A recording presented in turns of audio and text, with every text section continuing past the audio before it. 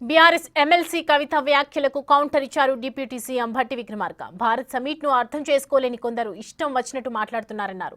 వాళ్లను పట్టించుకోవాల్సిన అవసరం లేదన్నారు భట్టి. ప్రపంచానికి సంబంధించినటువంటి జరుగుతున్న అనేక అలజడులు ఆర్థిక పరంగా, రాజకీయంగా, సామాజికంగా, అలాగే అనేక రకాల అసమానతతో కూడినటువంటి ప్రపంచంలో ఉన్న సమాజాల కోసం ఈనాడు భారత్ సమ్మిట్ అని ఒక పెద్ద ఆలోచనతో చేస్తున్నటువంటి కార్యక్రమాలని అర్థం చేసుకోలేనటువంటి కొద్దిమంది చిన్న చిన్న విషయాల గురించి మాట్లాడుతూ ఉంటారు. అటువంటి వారి గురించి పెద్దగా మీరు ఆందోళన చెందాల్సిన అవసరం లేదు. భారత్ సమ్మిట్ పై విష ప్రచారం చేస్తున్నారని ఫైర్ అయ్యారు మంత్రి శ్రీధర్ బాబు. ఇవాళ ప్రారంభమైన ఎగ్జిబిషన్ పై 2 రోజుల ముందే ఫోటోలు ఎలా బయటకు వస్తాయని ప్రశ్నించారు. ఎగ్జిబిషన్ మొదలుపెట్టింది ఇప్పుడే గౌరవ డిప్యూటీ సీఎం గారు.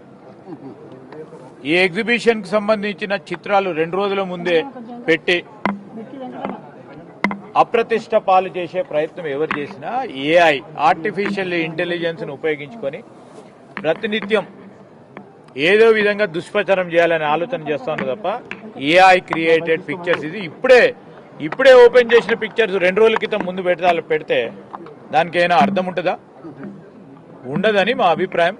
రెండవది, తెలంగాణ రాష్ట్ర సమితి నాయకులుకి